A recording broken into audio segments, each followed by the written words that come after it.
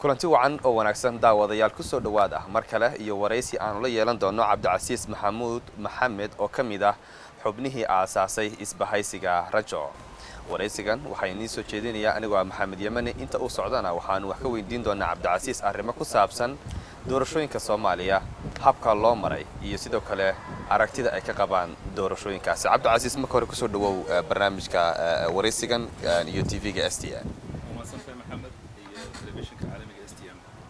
waa tahay dhawaan waxaad ka soo laabatay safar ku tagtay dalka Soomaaliya oo hadda ay ka socoto doorashooyinka guud tii baarlamaanka oo hadda gabagabo ku dhow iyo tii doorashooyinka madaxweynaha oo loo balansan yahay waxaana madasha wada tashiga qaran shir ay ku yeesheen magaalada Muqdisho war murtiyeed ka soo baxay lagu sheegay in dhaarinta xildhibaanada baarlamaanka ay dhacayso 27 bishan laakiin aan la carrabaabin haba yaraatee tii madaxweynaha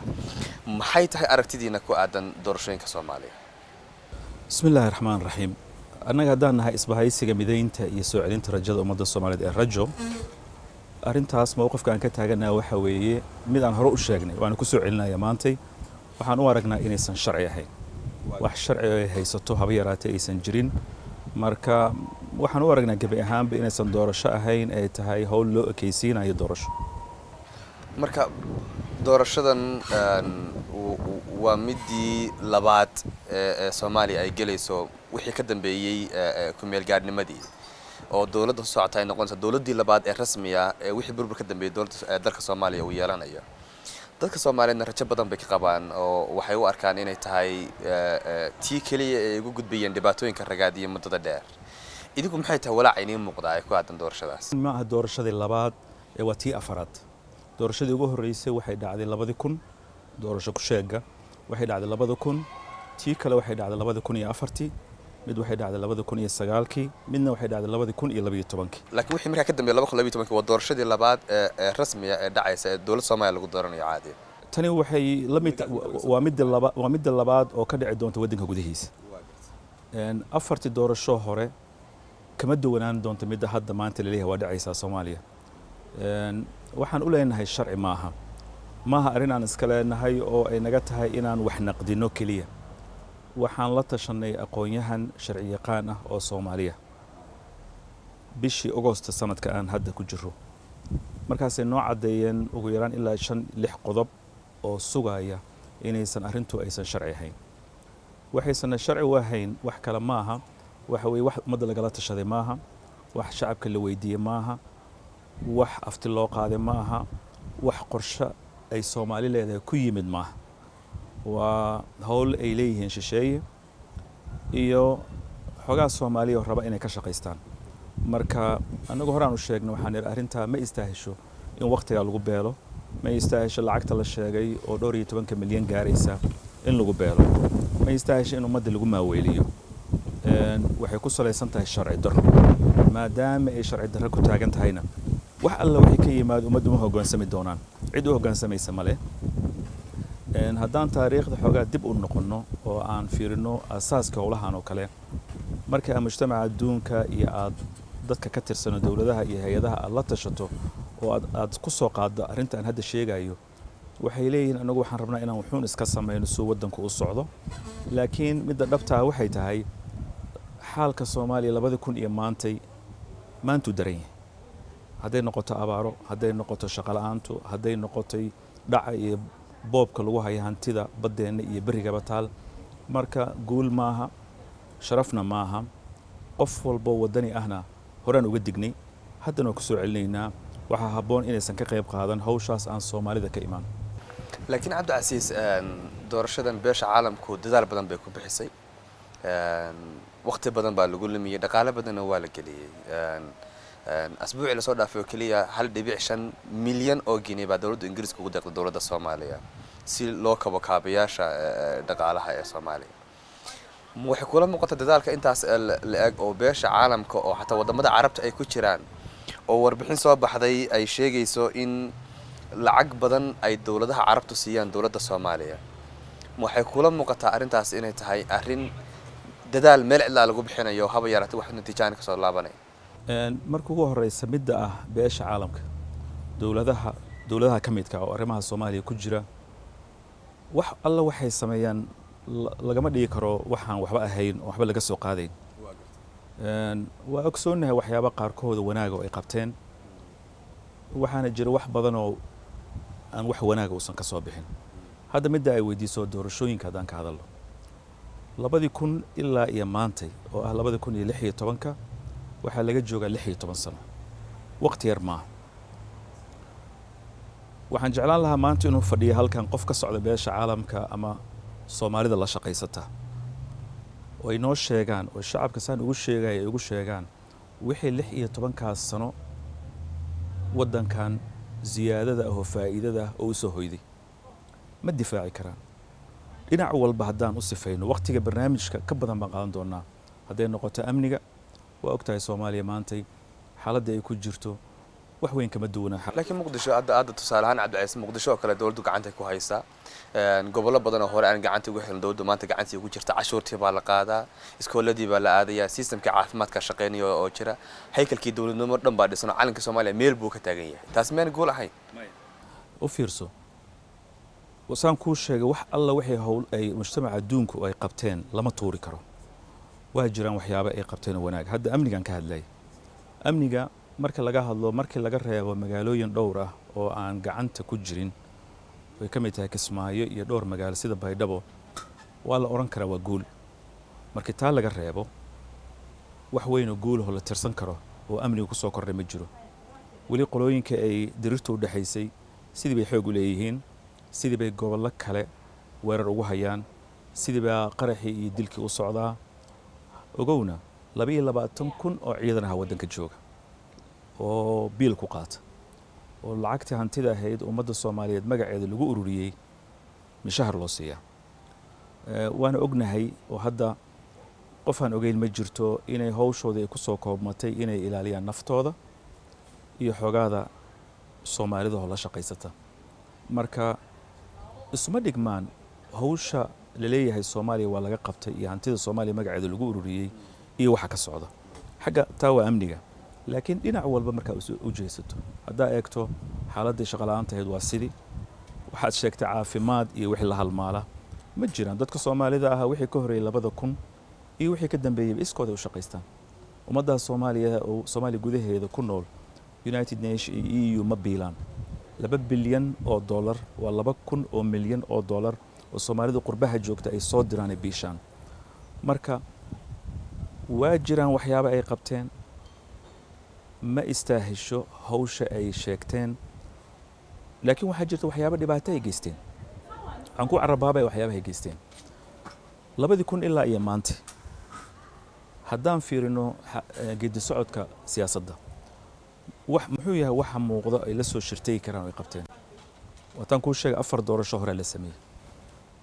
ilaa hadda wadankii ma laha dastuur la isku raacsan yahay oo ummadda Soomaaliyeed ay u codeeyeen oo sharci ah numberka ma hayo laakiin waxaan qiyaasayaa 10 milyan oo dollar ayaa lagu qarash gareeyay dastuurka magaciisana waxaa la yiraahdaa maanta qabyo waa ku meel gaar wali dastuur dhameystiran ma waa garta haddaad u jeesato hawsha ku saabsan nabadaynta Soomaaliya waxaa loo sameeyay waxa loo sameeyaa federaalku waa wax fiican oo ay wadamo badan oo dunida ay qaateen oo wanaagsan laakiin Soomaaliya looma sameyn federaal Soomaaliya waxaa loo sameeyay 6 dawlad beeleed yar yar ah oo sabool ah oo mid walba meel gooniya joogta oo Soomaalida walaalaha ahaa oo wax walba wadaagay xuduud dhalanteed u sameeyay dawlad goboleed kasta oo jirta maanta waxay leedahay calan gooniya iyo ciidan gooniya iyo dastuur gooniya iyo cumlad gooniya iyo barlamaan gooniya iyo madax gooniya iyo heshiisiyo dibadda ay la gasho gooniya dhibaatada ay arintaas keentay waxaa dareemay xoolo dhaqatadeeni maalin dhaweed markay abaaruhu dhaceen way ku adkaatay inay tagaan meel alle meeshii ay doonaan oo baad iyo biyo leh maxaa dhaa waxa la hordhigay xuduud dhibaatada waxaa dareemeen ganacsatadeeni oo maalinka maanta hadday damcaan inay magaalo ka tagaan oo magaalo kale ay tagaan ay canshuur dul saaran tahay marka walaal ma wax horumar ah oo la sameeyay ma jiraan haddana waxaa la joogaa waxaad leedahay doorashooyinka oo fadeexad iyo ku dhammaan doona ceeb sidii kuwa hore ka waa tahay laakiin saa sheegtay beesha caalamku waxay qabatay kulli lama dhigi karo waa wada xun yihiin oo saa aaminsan tahay qayb badan wanaaga baa jira iyaga laftigooda way ogyihiin waxaan inaanay boqolkiiba boqol noqonayn wax sidii loogu tagalay u soconaya oo u hirgelaya laakiin ujeedka ay kaleeyihiin ay tahay oo keliya in Soomaaliya maanta marxaladda joogto laga kaxayo marxaladda ka wanaagsan la geeyo nidaamkan hadda federalismka sheegtay oo kale iyo qaabka wadda u shaqeynayo dhul badan oo laga hirgeliyay maamul goboleedyada maanta waa nabad oo dadku way heshiis way joogaan oo wala wada nool yahay waxaan jeclahay wax ka weydiiyo waxa weeye tan ku saabsan doorashooyinka hadaan u soo laabano maxaad idinku aaminsan tihiin inay tahay doorashadani maadaama aad tiri doorashadani maaha mid xalaala oo shacabkana mid u qaranta maaha muxuu yahay idinku bedelka ahayn lahaydeen doorashadan ka dhigi lahayd anagu isbahaysiga rajo waxaan u aragnaa in geedi socodkan bilowday 2000 oo ilaa imaanta socda oo fashalka 16 sano oo haddii ay doorasho ku sheegu ay dhacdo 20 sano noqon doona in gabi ahaanba la tirtiro in dib loogu noqdo oo la saxo maxaa yeelay waa caddahay inay fashalantay waxa cad inay fashalantay mujtamaca adduunku ma qiranayo inay fashalantay laakiin Soomaalidu waa ka dheragsan yihiin inay fashalantay waxa lagu bedeli karaa waxa weeye in si caqli ah loo shaqeeyo oo dadka Soomaalida oo wax ku oolka ah oo aqoon-yahanka ah oo wadanka gudihiisa jooga iyo kuwa dibadda jira dadka Soomaaliya taariikhdeeda haya lala tashado oo aan la keenin barnaamij ay shisheeyuhu leeyihiin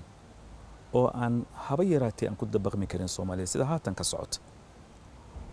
oo ay laba jiil oo Soomaaliya ay ku beeli doonaan waqtigii wadankana waqti badan uga lumi doono sidii loo qabtay shirarkii hore oo kale sidii loo sameeyay qabanqaabo ah in loo sameeyo dastuur qabiil ah waa loo abaabuli karaa wax sharci ah oo nidaam ah oo ay markaan dad wax ku ool ah oo Soomaaliya oo rag iyo dumar leh oo magaalooyinka iyo degmooyinka laga keenay la soo keeno oo laga hadlo arrin Soomaalida oo cuntami karto oo dib loogu noqdo wixii oo la qirto khaladka hore dhacay maxaa yeelay in lagu sii socdo khaladkii 5 mar taasa gafa Soomaalidu maanta waxay leedahay dad badan oo wax ku oola oo tala keeni kara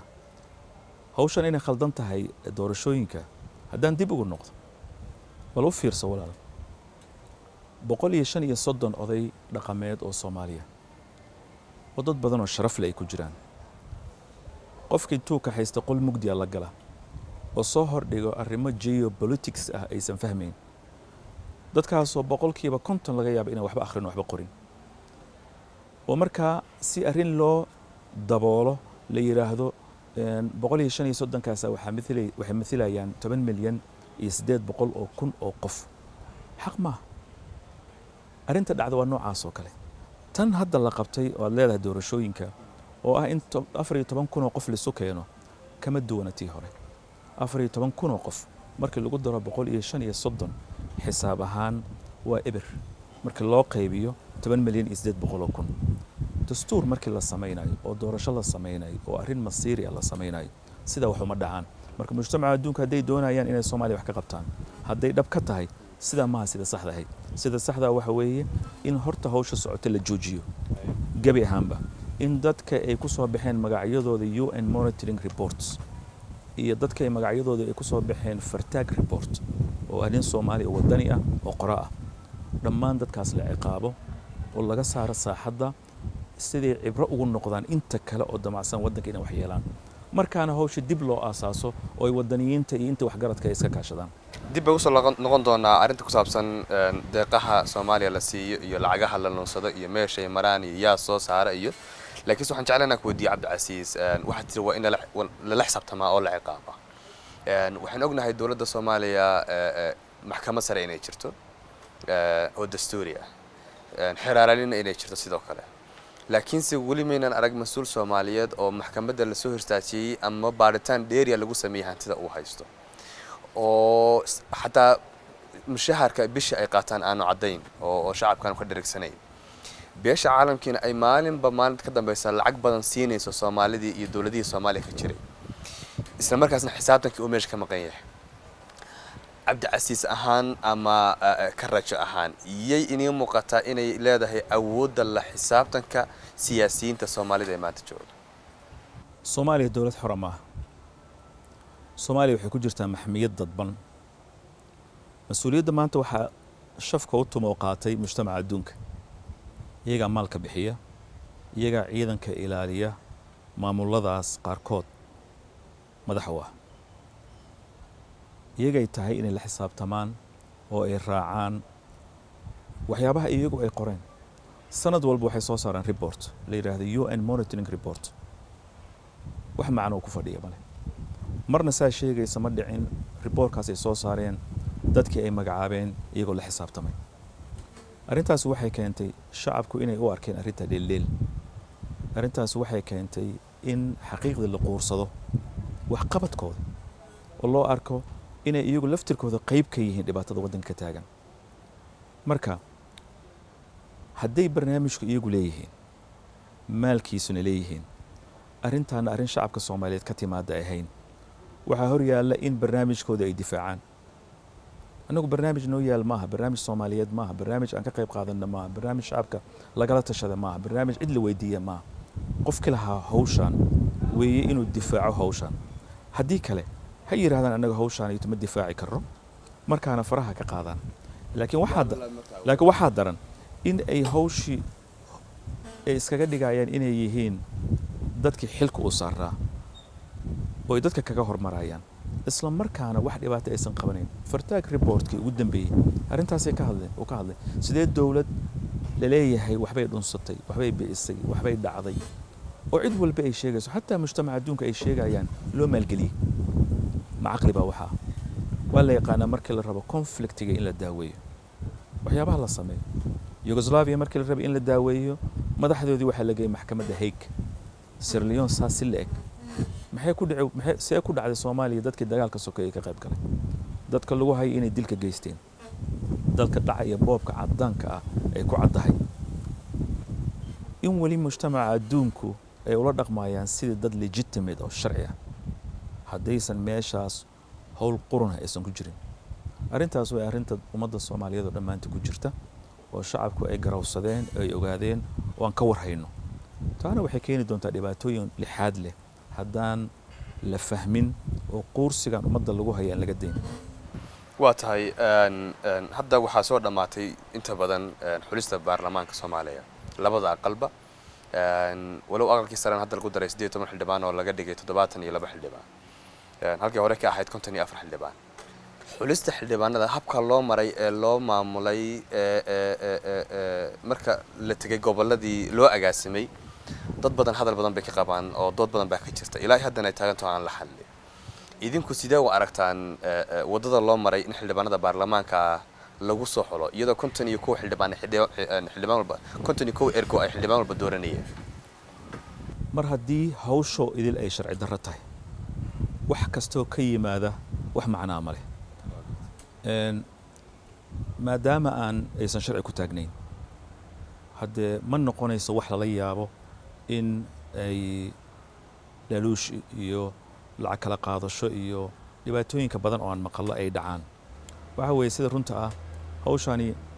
annaga haddaan nahay waddaniyiinta waxay nagu abuurtay walwal iyo walaac badan maaha inaan ka xunnahay inay fashilmayso marnaba kama xun inay fashilmayso maxaa dhaxay waaba dhici doonta inay fashilanto waana u dambaynaysaa fashil laakiin dhibaatada culayska nagu haysa waxay tahay dhibka ay dhex dhigi karto beelaha Soomaaliyeed qoyska dhexdiisa qofka Soomaaliga maantay waa sidii dambiil oo kale qof dambiilo oo kale waxaa loo geliyaa warqad ay ku qoran tahay magaciisa oo shafka saaranayo iyo reerka uu ka dhashay yacni arrintaasay tahay arrin laga yaxyiixo oo laga xishoodo oo ceeb ah wey qof alla qofka sheeganaya in isdabamaryeen ay dhacday oo kursigii uu lahaa laga boobay ani kulli shakhsiyan waxaan aaminsanahay qofka waxay inuu Ilaahay u mahadnaqo maxaa yeelay hawl aan sharci ahayn oo aan sharaf lahayn oo aan wadaniyad lahayn baa Ilaahay ka celiye marka inuu wali ku hamiyo oo raadiyo oo qayliyo looma baahna kan ku guuleystana wax liibaan uu ka qaadanaya ma jirto maxaa dhacay arrin Soomaalidu ay leedahayna maaha arrin wanaag iyo sharaf iyo guul ku dambayn doontana maaha laakiin eedeymahaas oo dhan hadda sheedinaysa Cabdicasiis kaliya maaha siyaasiyiin badan oo Soomaaliya oo ama dibadda jooga ama gudaha jooga way jeedinayaan dowladda Soomaaliya way jeedinayaan inta badanna waxaa dhaliisha loo tuuraa beesha caalamka markii Soomaaliya dhexdeedu ay iyagu caalisiga waayaan laakiin xaqiiqada marka laga hadlo khaladaadka ugu badan iyo isdabamarinta ugu badan iyo mushkiladda inta ugu badan waxay ka dhijistaa baa la dhahaa Soomaaliya dhexdeeda cidda la rabay dalka iyagu ay leeyihiin in iyagu hagaagsadaan waa ciddii meeshii qasaysay carabta waxay tiraahdaa xaamiha xaaraamiha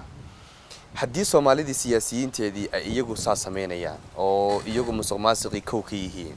oo iyagu dalka dhicii iyo hagardaamadii Soomaaliya ay iyagu kow ka yihiin halka iyagu noqon lahayn ciddii badbaadin lahayd yaa Soomaaliya maqan marka walaal arrintaas waa arrin u baahan in si fiican loo fasiro loo fahmo marka la leeyahay Soomaalidu waxay sameeyaan isdabamaryeyn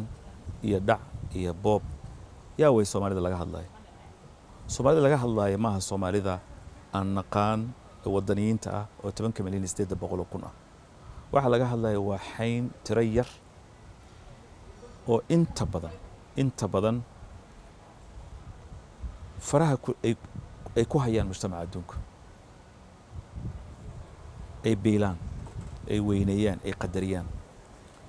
ma jiro qof maanta geysanaya fal xun oo ay shacabku doorteen haddii shacabku dooran lahaayeen marka dambiga waxa loo saari lahaa shacabka waxa la oran lahaa qofka aad doorateen asaas sameeyay laakiin qof ay shacab doorteen ma leh nidaamka aan kuu sheegay oo khaldan baa lagu doortay waxay ku soo wada baxeen giddi si aan sharci ahayn marka la yaab ma noqonayso inay dadka noocaas oo kala ah dhac iyo boob iyo xadiis ay geystaan waxa ciil nagu haya waxay tahay in dadkaas markii horeba mujtamaca adduunka u doortay gafki ay geysteen in ummadeena loo saaro oo ay iyagu u noqdaan gabaad oo la yiraahdo Soomaalida gafka galay Soomaalidu ma aha dadka gafka galay gafka waxa galay inta sameysay ee Soomaalida xumaanta iyo inta la shaqaysatay oo biishay oo mishaarka siisay oo ilaalada amisom u qabatay oo badbaadisay oo u raadisay i'tiraafka kuwaas gaf kale shacabku ma leh gaf shacabku Soomaaliya jooga arrintan waxay ka yihiin sidad ajaaniba oo Soomaali ku nool wax ay hawshaas shaqo ku leeyihiin wanaageeda iyo xumaanteeda midna ma jirto waa tahay haddaan dib ugu soo laabano arrinta ku saabsan deeqaha Soomaaliya la siiyo ama deeq ha loo siiyo ama diin ha loo siiyo laakiin Soomaaliya waxaan ognahay sanad walba intaas milyan oo dollar ay ku baxdo oo ay dheer tahay kharashaadka la siiyo ciidamada amisom ee nabad ilaalinta u jooga Soomaaliya lacagahaasi marka ay UN ku soo bandhigayaan oo reporterada soo baxa lagu sheegayo waa lacag aqli ka badan haddana dadkii shacabka ahaa iyo magaalooyinkii lacagta la geliyay kama muuqato ciddii ay ku qoran tahay oo ay ku astaysan tahayna waa Soomaaliya oo haddii deyn loo siiyana biri kamaan laga rabo in Soomaaliya guddo haddii deeq loo siiyana ay tahay Soomaalidu in wixii la siiyay ay ku xisaabtanto oo ay haysato oo wax ku qabsato xagee la mariyaa lacagahaas ittaqaan ma jirto cid la socota ma jirto cid loo sheegay ma jirto cid la xisaabtanta ma jirto Soomaaliya waxa la rumaysan yahay ilaa 1990 ilaa maanta 2016 ah in lacag gaaraysa 53,500 oo milyan laleeyahay Soomaaliya waa la geliyay 53,500 oo milyan baa waxa leeyahay Soomaaliya waa la geliyay sagaashameeyadii ilaa maanta arrintaas inay jirto inaysan jirin cid xaqiijin karta bale sababtoo ah waxaan garan karaa in inta aan xasuusto laba mar wax la yiraahdo pledge codsi lacag ay UN-ka ay sameeyeen marna 2,400 milyan marna 2,600 milyan lacagta inay heleen in kale cid og ma jirto lacagtaas in la wada siiyay iyadoo idil ama loo badiyay ama ay lacag ka yar la siiyay cid og ma jirto haddii la siiyay inta ay wadanka geliyeen cid og ma jirto waxa ay ku qabteen cid og ma jirto cid la xisaabtanta ma jirto laakiin midda aan ognahay waxay tahay haddaan anagu Soomaaliya ku noolahay in marnaba lacagtaas aan soo sheegay iyo wax ku dhow aysan wadankeenu aysan gelin Soomaaliya haddii Soomaaliya 53,500 oo milyan oo dollar la gelin lahaa Soomaaliya waxay ahaan lahayd wadamada Afrikaanka ugu horeeya marka lagu daro shacabka Soomaaliya sidii howlkar iyo innovative dad wax soo saar leh u yihiin laakiin ma dhicin ma garan karo maadaama aan dawlad Soomaaliyeed xor aan lahayn cid la xisaabtantay ma jirto arrimahaasna arrimaha loo baahan yahay mujtamaca adduunka inay ummadda Soomaaliyeed u bayaaniyaan way sababtoo ah waxyaabaha maqaar saarka ah oo isdhaafinta ah oo waxaas uma aha wax adduunka maanta oo wax walba ay transparent yihiin oo ay furfuran yihiin sii socon kara dadkani waxay leeyihiin dad aqoon-yahana waxay leeyihiin dad sharciga bartay waxay leeyihiin dad culumta kala duwan oo dhaqaalaha bartay waa lagu xisaabtami doonaa waxaa waa ogahay laakiinse waxaan rabaa inaan ku weydiiyo waxaa jira wadamo aynu tusaale u qaadan karno oo yeman ay ka mid tahay madaxweyneyda cali cabdalla saarax libiya mucamar alqadaafi masar oo xusni mubaarak iyo tunisia oo zin caabidiin bin cali oo madaxweyne ka ahaa intaan la tuurin ka hor dadkaasi waxay ahaayeen siyaasiyiin ku takrifalay awooddii dalka iyo dhaqaalihii dalka uu lahaa waxaana lacag badan u taallay wadamo Yurub oo Switzerland ay ka mid tahay markii wadamadaas ay qallaaso ka dhaceen dadkaas siyaasiyiinta ee madaxda sheeganaya dhaqaaloodu waa la xanibay hantidii qaran ee wadamadaas lahaydna sidoo kale iyadana waa la xanibay maxay tahay sababta Soomaaliya hantideeda lagu takrifalayo loo qaban laayo beesha caalamka arrinta u eeganayso hadda taas aniga adigu isku si baan u aragnaa iyaga laga rabaa inay sameeyaan anagu dawlad Soomaaliyeed xora wadanka kama jirto maantay saan ku sheegay Soomaaliya waxay ku jirtaa maxmiyad dadban maadaama ay maxmiyad dadban ku jirtana cidda mas'uuliyadda saarantaa waa iyaga anaga dana wadaniyiin hawshaan raadinayna waxa weeye inay Soomaaliya ka dhalatay jamhuuriyadda Soomaaliyeed xora markii taa la gaaro xisaabtankaas waa imaan doonaa cid walbana laga daba tagi doona laakiin inta ka horeysa mas'uuliyadda iyaga saaran tahay iyaga loo baahan yahay inay deeqahaas waxay ku bixiyeen ay cadeeyaan iyaga loo baahan yahay ciddii gaf u geysatay wadanka oo ay ka qaban karaan ummadda ay ka qabtaan laakiin anagu hadda wax awoodaha oo gacanteena ku jirta male Soomaaliya waxay qaadatay systemka federalismka oo hadda maamulo kala duwan ayaa Soomaaliya ka jira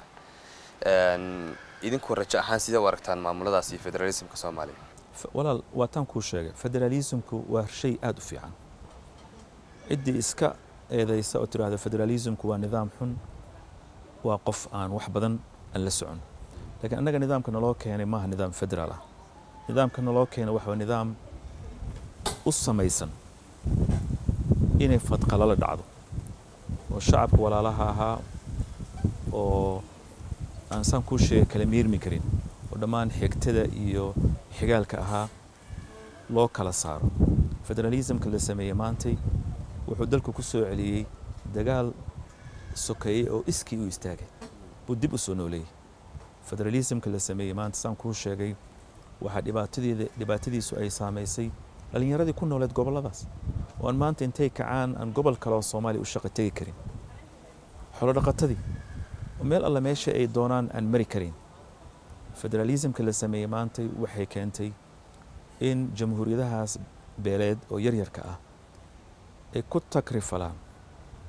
oo ay dibindaabiyayaan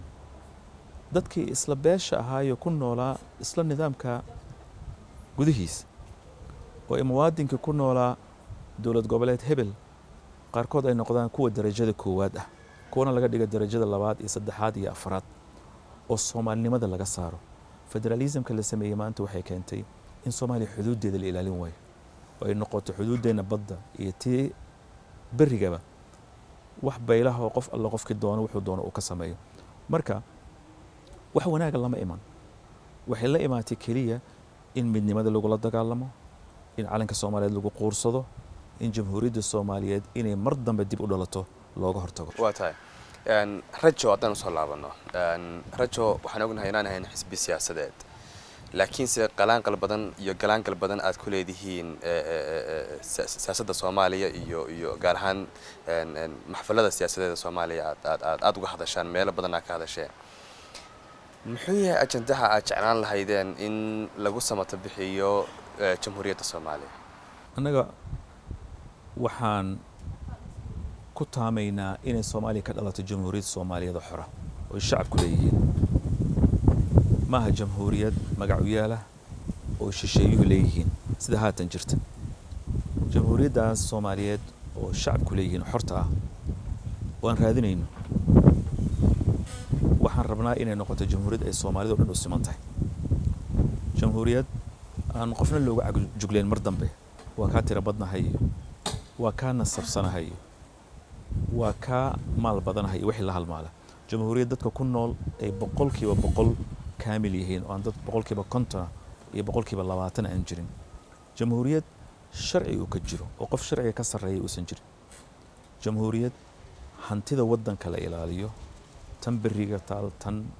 badda taal jamhuuriyad wadamada deriska ah kula noolaata nabad oo aan duulaan ku ahayn dowlad shisheeye ah diin shisheeye ay leeyihiin iyo dhaqan kale ee dowlado kale leeyihiin jamhuuriyad shuruucda adduunka dhowrta jamhuuriyad ku tashata dhaqaalaha waddanka yaal oo faraha badan iyo hantida waddanka taalla iyo aqoonta faraha badan oo Soomaalidu leeyihiin annaga jamhuuriyaddaas waa mid aan raadinayn mid ay shacabku leeyihiin aysan shisheeyuu lahayn waa tahay wadadii loo maray lahaana waa la yaqaan waa tahay Cabdicasiis waxaa shirar badan ku qabateen Yurub waqooyiga America Kenya iyo Soomaaliya shirar badan ku qabateen dad badan ay ka soo qayb galeen muxuu yahay ujeedadiinu shirarka u qabanaysaan oo aad dadka badan isugu yeerisaan waxaan rabnaa inaan shacabka Soomaaliyeed tusno in waddanka Soomaaliya uusan xor ahayn waxaan rabnaa inaan midda kale aan tusno shacabka inay iska daayaan gunuunaca iyo calacalka iyo catowga iyo cayda iyo wax la halmaala ummadda Soomaaliyeed xaaladda maanta ay marayso waa ka liidataa boqolkiiba boqol 1940 meesha ay taagneed waxaan rabnaa inaan ummadda tusno inay maanta awooddeena aad u fara badan tahay tiradoona ay 10 milyan iyo 800 kun tahay aqoonta aan leenahay iyo dhaqaalaha aan leenahay uu fara badan yahay inaysan marka waajib ahayn waqtigan annagoo awoodda intaa leeg in shacabkeena la qoorsado aan noqono dad guna annaga waalidkeen iyagoo aan dhaqaalahaas iyo aqoontaas iyo xiriirka aan haysan gudnimo waa diideen waxaan ururinaa wadaniyiinta waxaan u sheegnaa xogta dhabta oo waddanka ka jirta waxaan la sheekaysanaa oo aan tababaraa oo aan warbixin siinaa dhalinyarada waxaan ururinaa xogta waxyaabaha waddanka loo geysanayo oo u geysanayaan shisheeyaha qaarkood iyo Soomaalida la shaqaysata shisheeyaha hawsha aan wadna waa hawl baraarujina hawsha aan wadna waxa way hawl aan tusayno in Soomaaliya dadka jooga aysan rajadooda dhamaan oo aysan dadku quusan oo dadku ay wali ku jiraan dad ay wadaniyad ku jirto geesinimo ay ku jirto run ay ku jirto daacadnimo ay ku jirto inaysan Soomaalidu ahayn sida ay mujtamaca adduunka qaarkood ay sheegayaan ay leeyihiin gidigooda waa dad dhuuni raac ah oo raba inay xoolo yeeshaan anagu waa yeeli karray inaan dhaxboodno hawshan hadda sheegtay oo leeyahay waa doorashooyinka laakiin wadada aan qaadanay waa wada aad u adag wadada aan qaadanay waa wadada ay mustaqbalka ummadda ay ku jirto wax dan gaar ah kale inayna ma jirto Soomaaliya waxa lagu tiriyaa Cabdicasiis inay tahay meesha adduunka ugu faqriga badan dadka ugu saboolsan ay ku nool yihiin meesha ugu corruption ka badan ay ku nool yihiin meesha dadkeedu aad u tahriibaan meesha ugu badan wariyaasha adduunka lagu laayo xumaanta adduunka in marka la tirinayo Soomaaliya waxa laga dhigaa inay tahay meesha lambar 1 mar walba noqonaysa oo kaalinta kuwaad galaysa rajo ahaan maxay tahay idinka waxa inii muuqda ama rajada inii muuqata ee Soomaaliya ku saabsan horta marka ugu horeysa walaal waxyaabahaas la sheegayo oo aad hadda tirisay waa in saa loo buunbuuniyaa si magaca Soomaaliya loogu dawarsado sidee ku suuroobaysaa in magaca Soomaaliya dunida loo maro oo hay'ado iyo dawladaha qaarkood ay u isticmaalaan oo lacag ugu ururiyaan haddaysan soo bandhigin xaalad xun oo qatar Soomaaliya ma wada ah wadankii burcadka mana wada ah wadan faqri ah Soomaalidu hay'ada caalami ma biilaan waa ku sheegay hadayto 10 milyan iyo 800 kun oo Soomaalida inta dibadda naga jirta maahe inta gudaha joogta waxay ku nool yihiin 2,000 milyan oo dadka qurbaha jooga soo diraan marka taa waa midda ah in magacyada loo sameeyo shacabkeenu waxa ma qabtaan haddii ay waxyaabo dhibaatooyin ay jiraan sida faqri iyo gaajana maaha wax aan anagu aan gacanteena ku sameeyno waxa loo soo noqonaya mar kale system khalad oo la sameeyay oo ka bilowday 2000 oo ilaa maanta socdo oo la rabo in lagu celiyo 20 sano waxa la rabaa ummadan inay noqoto ummad xayiran oo inta aa sheegtay lagu eedayo marka anagu waxaan ka hadlaynaa wax kala ma in waxa laga baxo oo ummadda Soomaaliyeed ee markaan ay fahamto runta oo xaqiiqda loo dhaadhaco aan cidna waxba loo qarin oo la waajaho waxa ay weydiisay su'aasha ah tan ah mustaqbalka Soomaaliya rajo weyn baan qabnaa in xaaladdu ay sidaan ka ficnaan doonto socodkii aan ku maray waddanka gudihiisa iyo waddanka dibaddiisa waxaa noo soo baxay in shacabka Soomaaliyeed maanta jooga aysan la mid ahayn kuwii joogay 1990 Soomaaliya waa isbedeshay qabyaaladdu iskeeda u dhamaatay nacabtooyada iyo dagaalka sokeeye iskiisa u dhamaaday waxa hadda la buunbuuninaya ma ahayn Soomaalida waxaa wada gashay wadaniyad maaha inay rajo gelisay iskooda u gashay dhalinyarada jooga gibiley iyo kuwa jooga xamar iyo kuwa jooga gaalkacyo waa wada xiriiraan xumaanta waa la wada arkay markii ay ummaddu ay fahmaan dhibaatadana waxaa soo dhow midnimada markay midnimadu imaatana waxaa soo dhow guusha marka sidaa waysaan u aragno taasaana keenaysa inaan mar walba aan niyadeennu ay fiican tahay kalsoonideennu ay fiican tahay sababta waxaan ognahay maadaama ay xaqdarro jirto in insha allah ilaahay uu noo hiilin doono waddankan uu dhibaatadan ka bixi doono shacabkeenana ay liibaanta u dambayn doonto foolxumada iyo dhibkuna ay u dambayn doonaan inta dhibka u geystay oo shisheeyaha ah iyo subaca la shaqaysta okay cabdiciise hadib waa mahadsantay thank you very Aad waa much mahadsantahay. aad iyo aad, thank you shukran waa tahay daawadayaal intaasi waxaanu kusoo gebagabeynaynaa waraysigii gaarka ahaa ee aan la yeelanay cabdicasiis maxamuud maxamed oo ka mid ah aasaasayaasha isbahaysiga rajo waxaanuna waraysigan kaga qaadnay magaalada Nairobi waraysigan waxaan la socodsiinay anigoo Maxamed Yemani intaanu mar labaad dib u kulmi doona daawadayaal waxaanu idinkaga tegaynaa sidaas iyo nabadgelyo